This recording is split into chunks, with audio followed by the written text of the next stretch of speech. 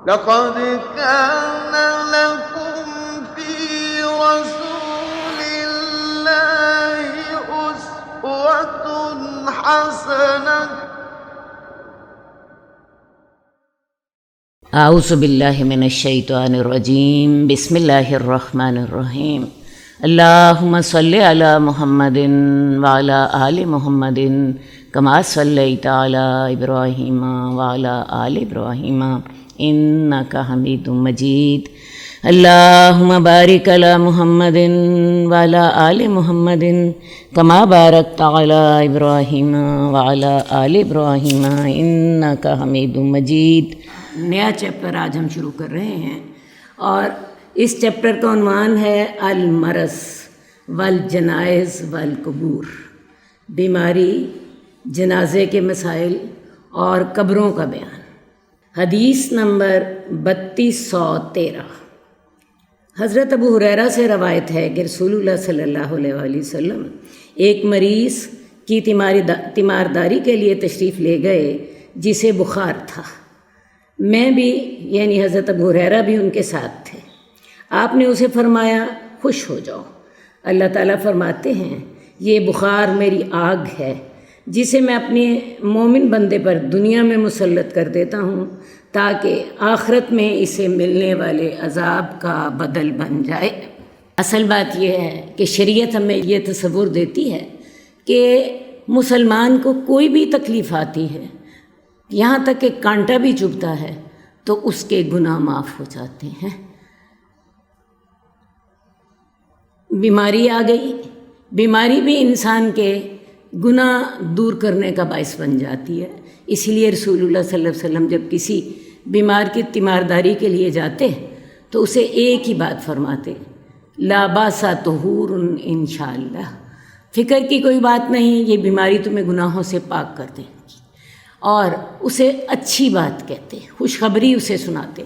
اس حدیث میں پہ بھی آپ نے بخار کے مریض کو فرمایا کہ تم خوش ہو جاؤ، یہ بخار جو ہے یہ جہنم کی آگ کے بدلے میں اللہ تعالیٰ دنیا میں اپنے مومن بندے کو یہ بیمار کر دیتے ہیں تاکہ وہ جہنم کی آگ سے بچ جائے۔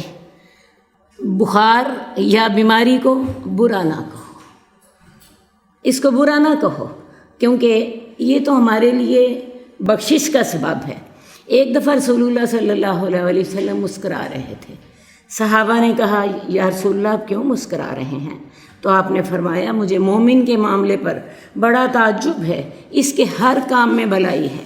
اگر اسے کوئی پسندیدہ چیز نصیب ہوتی ہے تو وہ الحمدللہ کہتا ہے اور یہ تعریف کرنا اس کے لیے بہتر ہوتا ہے، اور اگر اسے کسی تکلیف دہ چیز کا سامنا ہوتا ہے تو اس پر صبر کرتا ہے اور یہ بھی اس کے لیے بہتر ہوتا ہے۔ تو مومن کیا ہر کام ایسا ہے کہ اس کے ہر کام میں خیر ہوتی ہے۔ ایک بات میں آپ کو اور بھی بتاتی چلی جاؤں کہ بیماری میں اللہ تعالیٰ فرشتے کو حکم دیتے ہیں کہ جو یہ کام صحت مندی کی حالت میں کرتا تھا اس کا اجر اس کو دیتے رہنا۔ مثال کے طور پہ کوئی شخص اپنی صحت مندی میں بہت سی نیکیاں کرتا تھا، بیماری کی وجہ سے وہ نہیں کر سک رہا، تو اللہ تعالیٰ کا فرشتے کو حکم ہوتا ہے کہ ہر وہ کام جو یہ صحت مندی کی حالت میں کرتا تھا تم اس کے لیے اس کا اجر لکھتے جاؤ۔ حدیث نمبر 3215 رسول اللہ صلی اللہ علیہ وآلہ وسلم کے غلام ابو اسیب سے روایت ہے، رسول اللہ صلی اللہ علیہ وسلم نے فرمایا جبریل بخار اور طاعون لے کر میرے پاس آئے، میں نے بخار کو مدینہ میں روک لیا اور طاعون کو شام بھیج دیا۔ طاعون کی موت میری امت کے لیے شہادت ہے اور رحمت ہے اور کافروں کے لیے عذاب ہے۔ اصل بات ہے کہ بنی اسرائیل کے لیے طاعون کی جو موت تھی وہ سزا کا سبب تھی۔ اصل بات ہے کہ بنی اسرائیل کو اللہ تعالیٰ نے حکم دیا تھا کہ تم جب فلسطین فتح کرو گے تو فلسطین کو فتح کرنے کے لیے جب داخل ہوگے تو سجدہ کرتے ہوئے داخل ہونا، لیکن ان لوگوں نے اللہ کے حکم کی واضح نافرمانی کی۔ نہ صرف یہ کہ سجدہ کرتے ہوئے داخل نہ ہوئے بلکہ اکڑتے ہوئے داخل ہوئے، اور اس کے علاوہ اللہ تعالیٰ نے انہیں ایک دو احکامات اور بھی دیے تھے، انہوں نے اس کی بھی نافرمانی کی، تو اللہ تعالیٰ نے پھر طاعون کو ان کے اوپر مسلط کر دیا۔ 70,000 یہود جو تھے یہ طاعون کے سبب برباد ہو گئے۔ تو طاعون کی وبا جو ہے وہ کافروں کے لیے تو عذاب ہے، لیکن میری امت کے لیے شہادت اور رحمت ہے۔ طاعون ایک وبائی بیماری ہوتی ہے جس میں جلد میں پھوڑے کی طرح خطرناک ورم ہو جاتا ہے اور مریض عام طور پہ بچ نہیں پاتا۔ ایک تو طاعون کی بیماری سے مرنے والے شہید ہیں، اس کے علاوہ رسول اللہ صلی اللہ علیہ وآلہ وسلم نے فرمایا کہ پیٹ کی بیماری سے مرنے والے بھی شہید ہیں۔ اسی طرح ایک عورت جو ہے وہ اگر ڈلیوری میں فوت ہو جاتی ہے تو وہ بھی شہید ہے، جل کر مرنے والے بھی شہید ہیں، اسی طرح غرق ہونے والے بھی شہید ہیں۔ اب ان لوگوں کو کے اوپر شہید کے احکامات تو لاگو نہیں ہوں گے۔ شہید جو ہوتا ہے اس کو نہ غسل دیا جاتا ہے نہ اس پہ نماز جنازہ پڑھی جاتی ہے، ان پر نماز جنازہ بھی پڑھی جائے گی اور ان کو غسل بھی دیا جائے گا، لیکن ان کو اجر شہادت کی موت والا ہوگا۔ یہ ہے اللہ کی رحمت۔ حدیث نمبر 3216 مطلب بیان کرتے ہیں کہ جب حضرت عثمان بن مظعون فوت ہوئے تو دفن سے فراغت کے بعد رسول اللہ صلی اللہ علیہ وآلہ وسلم نے ایک آدمی کو پتھر لانے کا حکم دیا، لیکن وہ اٹھا نہ سکا۔ عثمان بن مظعون جو تھے یہ رسول اللہ صلی اللہ علیہ وسلم کے بڑے پیارے صحابی تھے، فوت ہوئے، رسول اللہ صلی اللہ علیہ وسلم نے آ کے ان کو بوسہ دیا اور اس کے بعد ان کے کفن دفن میں خود شامل ہوئے۔ جب دفن سے فراغت ہو گئی تو ایک آدمی کو پتھر لانے کا حکم دیا، لیکن وہ اٹھا نہ سکا، بھاری پتھر تھا۔ یہ دیکھ کر آپ خود اٹھے، اپنے بازوؤں سے کپڑا ہٹایا۔ راوی بیان کرتے ہیں کہ صحابی رسول کہتے ہیں کہ گویا کہ میں آپ کے بازوؤں کی سفیدی کی طرف دیکھ رہا ہوں۔ آپ نے وہ پتھر اٹھایا اور وہ پتھر قبر پر سر والی جانب رکھ دیا اور فرمایا، یہ پتھر میرے بھائی کی قبر کی علامت ہے، میں اپنے کنبہ کے افراد اس کے ساتھ دفن کروں گا۔ تو سمجھ کے آئی کہ قبر کے اوپر کتبہ نہیں لگایا جا سکتا۔ آج کل ہمارے یہاں عام رواج ہے کہ سنگ مرمر کی لوح کے اوپر کسی کا نام لکھ دیا جاتا ہے اور اس کی موت کی تاریخ لکھ دی جاتی ہے، اور بھی جو لوگوں کا دل ہوتا ہے وہ لکھ دیتے ہیں۔ یہ چیزیں سنت سے ثابت نہیں ہیں۔ سنت سے جو زیادہ سے زیادہ چیز ثابت ہے وہ یہ ہے کہ قبر کی نشاندہی کے لیے ایک پتھر رکھ دیا جائے۔ جنت البقیع جو مدینہ کا سب سے بڑا قبرستان تھا، جہاں پہ ازواج مطہرات اور تمام صحابہ کی قبریں ہیں، وہاں پر بھی اسی طرح ہے۔ وہ آج بھی سارے لوگ اسے دیکھنے کے لیے جاتے ہیں۔ ایک کھلا میدان ہے اور اس میں صرف جو گائیڈ ہوتا ہے بعض اوقات اتنا بتا دیتا ہے پتھروں کی مدد سے کہ یہاں پہ فلاں صحابی کی قبر تھی اور وہاں یہاں پہ فلاں صحابی کی قبر تھی، اور اس کے علاوہ اور کچھ بھی نہیں۔ قبر کچی بنانی چاہیے، قبر کی علامت کے طور پر پتھر رکھا جائے، قبر بالشت بھر سے اونچی نہ ہو، یعنی زمین سے اتنی اونچی قبر ہو، اور بس۔ رسول اللہ صلی اللہ علیہ وسلم نے مکہ فتح ہونے کے موقع پر حضرت علی کو حکم دیا تھا کہ جتنی بھی قبریں بالشت پر سے اونچی ہوں ان کو برابر کر دیا جائے۔ اس کے علاوہ عمر بن حزم ایک صحابی کہتے ہیں کہ میں قبر کے اوپر چل رہا تھا تو رسول اللہ صلی اللہ علیہ وآلہ وسلم نے مجھے کہا کہ قبر سے نیچے اتر آؤ، قبر والے کو تکلیف نہ دو۔ تو لہٰذا قبروں کا احترام بھی کرنا ہے، قبروں کا احترام بھی کرنا ہے، لیکن ان تمام حدود کا خیال بھی رکھنا ہے جو میں نے آپ کو ابھی بتائیں۔ حدیث نمبر 3218 حضرت برا بن عازب سے روایت ہے، رسول اللہ صلی اللہ علیہ وسلم نے فرمایا، جب مومن کو قبر میں بٹھا دیا جاتا ہے، فرشتے آتے ہیں تو وہ گواہی دیتا ہے کہ اللہ ہی معبود برحق ہے اور محمد اللہ کے رسول ہیں، تو اللہ تعالیٰ نے اس بات کی طرف اشارہ کرتے ہوئے فرمایا، युसब्बितुल्लाहु अल्लज़ीना आमनू बिलक़ौलि साबित। बात यह है कि जब कोई शख्स फौत हो जाता है, उसके आइज़ा व अक़ारिब उसे गुस्ल देते हैं, कफ़न पहनाते हैं और कफ़न पहना के उसे कब्रिस्तान की तरफ ले चलते हैं। जब उसको कब्र में दफन कर दिया जाता है, ऊपर मिट्टी डाल दी जाती है और लोग वापस अपने घरों की तरफ पलटते हैं, तो फ़ौरन ही कब्र में हिसाब किताब शुरू हो जाता है। मुर्दे को उठाकर बिठा दिया जाता है, उसकी रूह जो होती है उसके अंदर डाल दी जाती है और कब्र में 2 फरिश्ते जिनका नाम मुनकर और नकीर है, वो दोनों आ जाते हैं। कब्र में 3 सवालात होते हैं। पहला सवाल होता है मन रब्बु का, तेरा रब कौन है। दूसरा मा दीनु का, तेरा दीन कौन सा है। मन नबीयु का, तेरा नबी कौन सा है। अब जो तो मोमिन होता है वो जवाब देता है मेरा रब अल्लाह है, मेरा दीन इस्लाम है और मेरे नबी मोहम्मद सल्लल्लाहु अलैहि वसल्लम है। एक फरिश्ता कहता है इस आदमी ने सच कहा। और फिर क्या होता है, उसके लिए कब्र जो होती है वो फराख करती जाती है।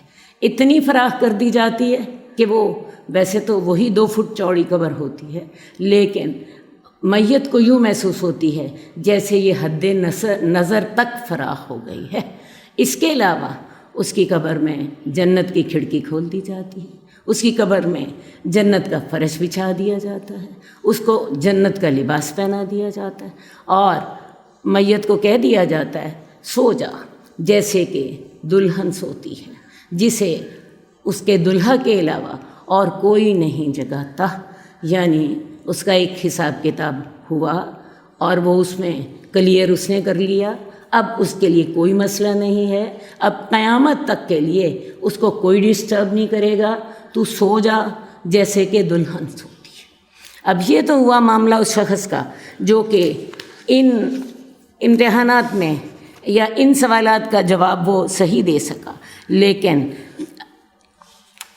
जो शख्स मुनाफिक है या फासिक है, उसके लिए उससे भी यही सवाल होते हैं। वो कहता है हाय हा हा लादरी, हाय मैं नहीं जानता, मुझे नहीं पता मेरा दीन कौन सा है, मुझे नहीं पता मेरे नबी कौन सा है, मुझे नहीं पता मेरा रब कौन सा है।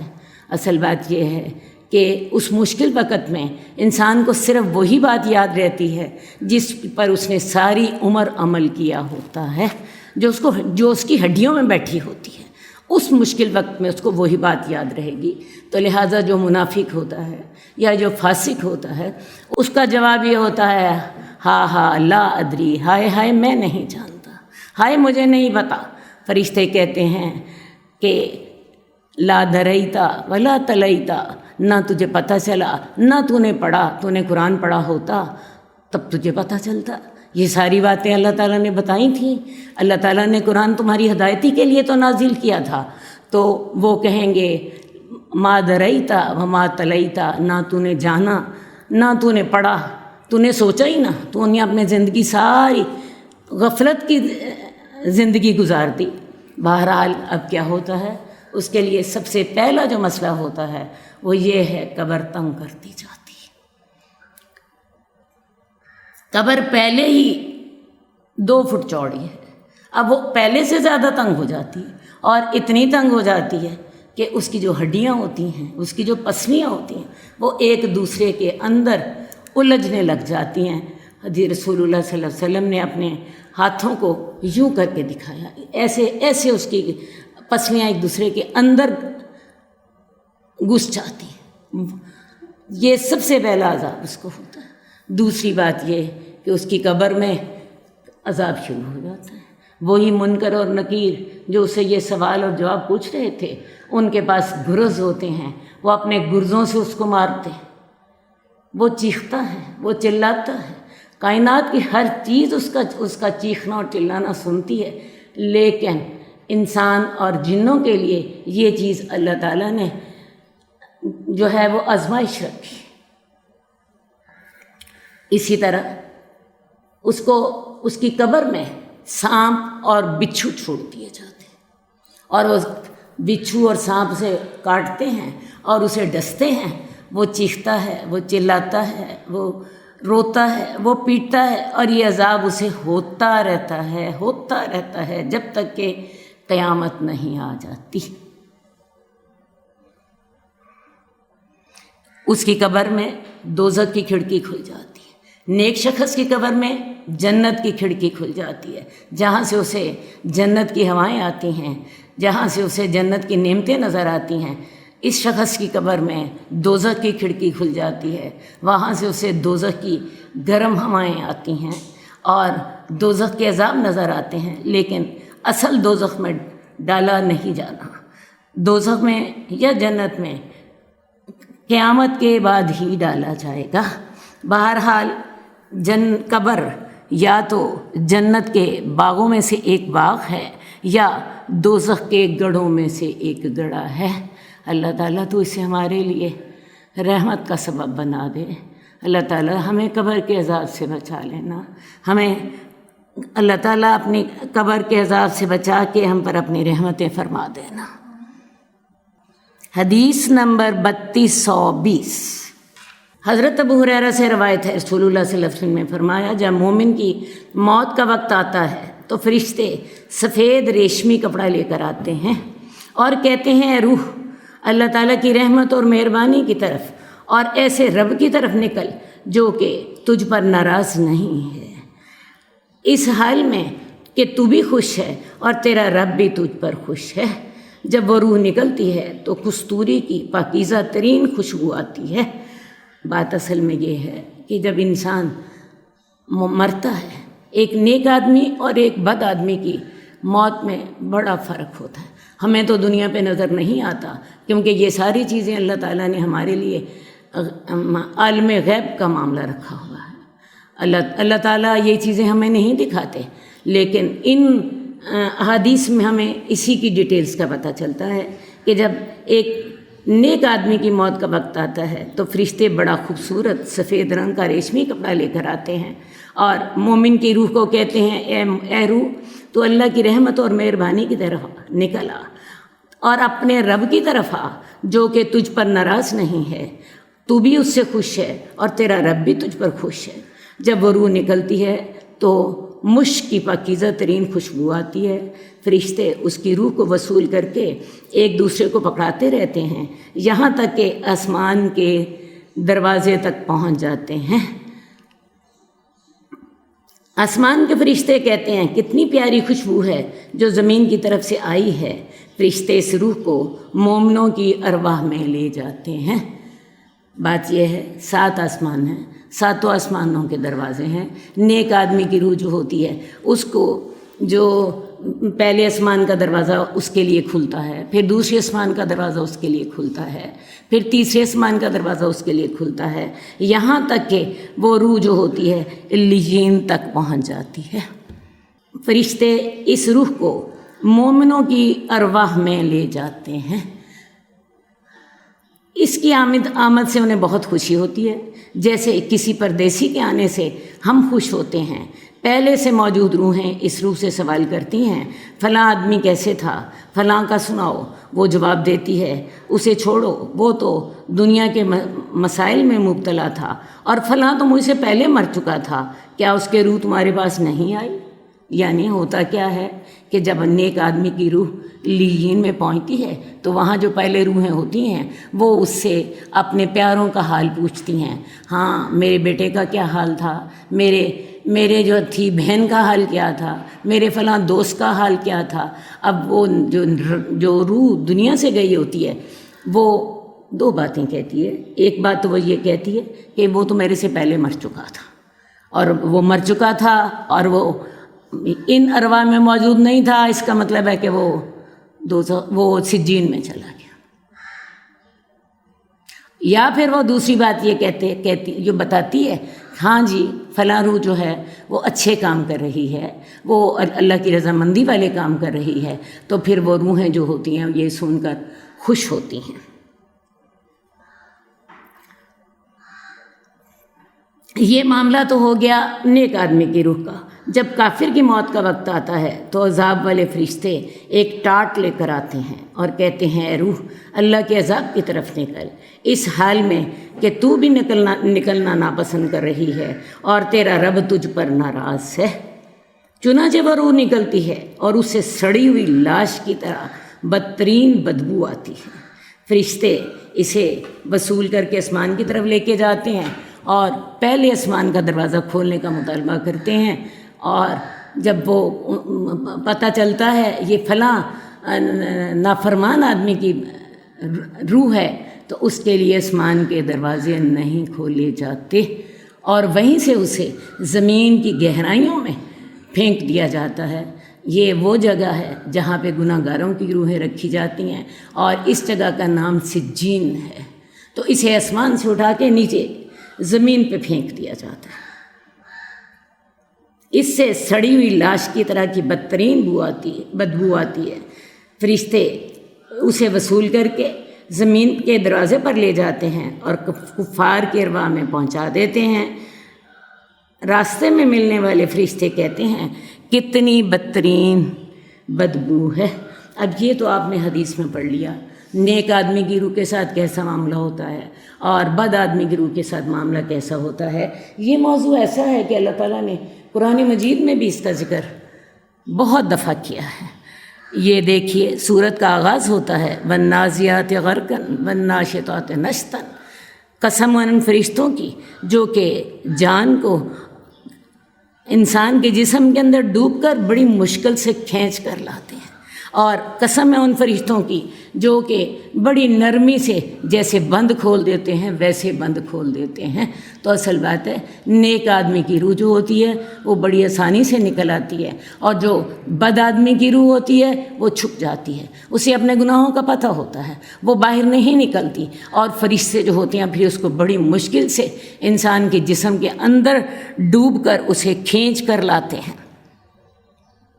اور پھر جو نیک آدمی ہوتا ہے اس کی موت کے وقت فرشتے خوشبودار کفن کے ساتھ آتے ہیں، میت کو سلام پیش کرتے ہیں، میت کو سلام پیش کرتے ہیں اللہ تعالیٰ کی طرف سے، اور وہ اللہ کے پاس اس کو اس طرح لے کر جاتے ہیں جیسے اللہ کے مہمان کے طور پر۔ جبکہ بد آدمی جو ہوتا ہے اس کی جان بھی بڑی مشکل سے نکلتی ہے، اور فرشتے ان کے چہروں پر اور ان کی پیٹھوں پر مارتے ہیں۔ یہ سورہ محمد کی آیت ہے یضربون وجوہہم وادبارہم، فرشتے ان کی پیٹھوں پر مارتے ہیں اور ان کے چہروں پر مارتے ہیں۔ تو اصل بات ہے یہ فرق ہے کس کا، ایک نیک آدمی کی موت کا اور ایک بد آدمی کی موت کا۔ اب بد آدمی کی موت کو ساتھ وہ مارتے جاتے ہیں، ساتھ انہیں دوزخ کی دھمکیاں سناتے جاتے ہیں، ساتھ انہیں دوزخ کی دھمکیاں سناتے جاتے ہیں۔ تو یوں سمجھ لیجئے کہ نیک آدمی کی روح کو اس طرح پروٹوکول دیا جاتا ہے جیسے کسی مہمان کو پروٹوکول دیا جاتا ہے، اور بد آدمی کی روح کو اس طرح سزا سنائی جاتی ہے جیسے کسی مجرم کو اللہ کے ہاں پیش کیا جانا ہو۔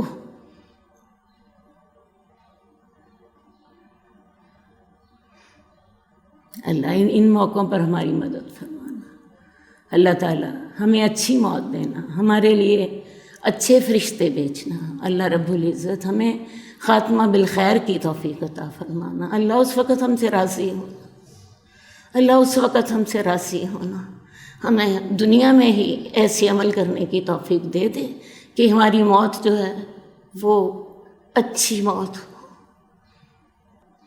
حدیث نمبر 3224، عبد الرحمن بن ابو لیلہ کہتے ہیں کہ ابو موسیٰ حضرت حسن بن علی کی عیادت کے لیے آئے۔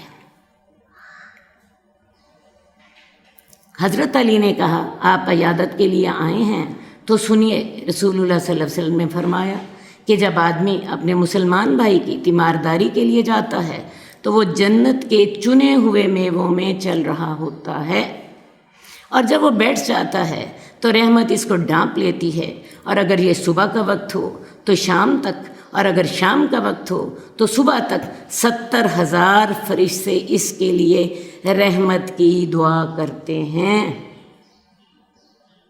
یہ ہے عیادت کا ثواب۔ جب انسان کسی کی عیادت کرتا ہے تو پھر کیا ہوتا ہے، وہ جنت کے میووں میں چل رہا ہوتا ہے، اور جب وہ مریض کے پاس جا کر بیٹھ جاتا ہے تو وہ اللہ کی رحمت اس کو ڈانپ لیتی ہے، اور اس وقت اگر وہ صبح کے وقت عیادت کے لیے گیا ہے تو شام تک 70,000 فرشتے اس کے لیے رحمت کی دعا کرتے رہتے ہیں، اور اگر شام کا وقت ہو تو صبح تک 70,000 فرشتے اس کے لیے رحمت کی دعا کر رہے ہوتے ہیں، اور وہ جنت کے میووں میں ہوتا ہے اس وقت۔ اندازہ کر لیجئے کہ عیادت کا ثواب کس قدر زیادہ ہوتا ہے۔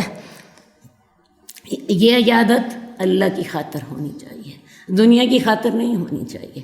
ہم لوگ عام طور پہ کیا کرتے ہیں، فلاں میری عیادت کرنے آیا تھا، میں اس کی عیادت کرنے چلا جاتا ہوں، فلاں جو ہے اس نے میری عیادت نہیں کی تھی، وہ جتنا بھی بیمار ہو مجھے نہیں اس کی عیادت کرنی۔ نہیں، یہ ہمیشہ سوچا کریں صحت اللہ کی دی ہوئی نعمت ہے، اور اللہ تعالیٰ نے اگر میرے اوپر رحمت کی ہے، مجھے اللہ نے صحت دی ہے، فلاں آدمی بیمار ہے، تو اللہ کا حکم سمجھ کے عیادت کیجئے، صرف تبادلے کے لیے عیادت نہ کیجئے، یا اس لیے عیادت نہ کیجئے کہ میں نے اگر اپنی بیٹی کی ساس کی عیادت نہ کی تو میری بیٹی کو تانے ملیں گے۔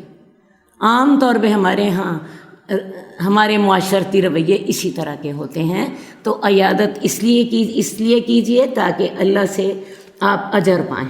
دوسری بات کہ عیادت کے میں تھوڑے سے آپ کو آداب بھی بتا دوں۔ عیادت جب آپ کریں تو مریض کے پاس زیادہ دیر نہ بیٹھیں، کیونکہ مریض جو ہوتا ہے وہ بیچارہ اپنی پریشانی میں ہوتا ہے، وہ بعض اوقات آپ کی وجہ سے آسانی محسوس نہیں کر رہا ہوتا۔ تھوڑی دیر اس کی عیادت کے لیے بیٹھیں۔ حدیث میں آتا ہے اتنی دیر کے لیے بیٹھیں جتنی دیر میں اونٹنی کا دودھ دھویا جاتا ہے، 10 سے 15 منٹ، اس سے زیادہ دیر نہیں۔ دوسری بات ایک اور کہنی ہے، وہ یہ کہ مریض کو کبھی بھی اس طرح کے قصے نہ سنائیے، فلاں آدمی کو یہ مرض تھا تو وہ تو مر گیا تھا، یا آپ کو واقعی بڑی تکلیف ہے، آپ کو تو بہت زیادہ تکلیف ہے۔ نہیں، مریض کو ہمیشہ تسلی دینے والی بات کیجیے، اللہ تعالیٰ مہربانی کر دیں گے، اللہ کی رحمت ہو جائے گی، اللہ آسانی کر دیں گے۔ اس کے ساتھ اگرچہ آپ کو نظر آ رہا ہے کہ میرے اس کہنے سے فرق نہیں پڑے گا، لیکن جو سننے والا ہے، جو مریض ہے، اس کو تھوڑا سا حوصلہ مل جاتا ہے، اس کو تھوڑا سا حوصلہ مل جاتا ہے۔ تو ایسا کیجئے، ہمیشہ تسلی دینے والے بات کریں، ہمیشہ جو ہے اگلے کو کی دلجوئی کرنے والی بات کریں، اور اس کے پاس زیادہ دیر نہ ٹھہریں۔ اس کے علاوہ یہ وہ موقع ہے جب آپ کسی کو نیکی کی تلقین کر سکتی ہیں۔ مثال کے طور پہ مریض کو کہیے کہ وہ اللہ کو یاد کرے، وہ اللہ سے دعا کرے، وہ فلاں ذکر کرے۔ اس کی وجہ یہ ہے کہ وہ بیچارہ اپنی بیماری کی وجہ سے پریشان ہوتا ہے، تو اگر آپ اسے اس طرح کی کوئی بات سمجھا دیتی ہیں، مثال کے طور پہ کوئی ایک کلمہ اسے بتا دیتی ہیں کہ تم اللہ کو یاد کیا کرو، جو ہے سبحان اللہ کہتی رہا کرو، یا الحمدللہ کہتی رہا کرو، میں آپ کو بتاؤں اسے اس کے ساتھ سکون ملے گا۔ اللہم صلی علی محمد وعلی آل محمد کما صلیت علی ابراہیم وعلی آل ابراہیم انک حمید مجید۔ اللہم بارک علی محمد وعلی آل محمد کما بارکت علی ابراہیم وعلی آل ابراہیم انک حمید مجید۔ مولاي صل وسلم دائما ابدا على حبيبك خير الخلق كلهم، مولاي صل وسلم دائما ابدا على حبيبك خير الخلق كلهم، محمد سيد الكونين والثقلين، محمد سيد الكونين والثقلين،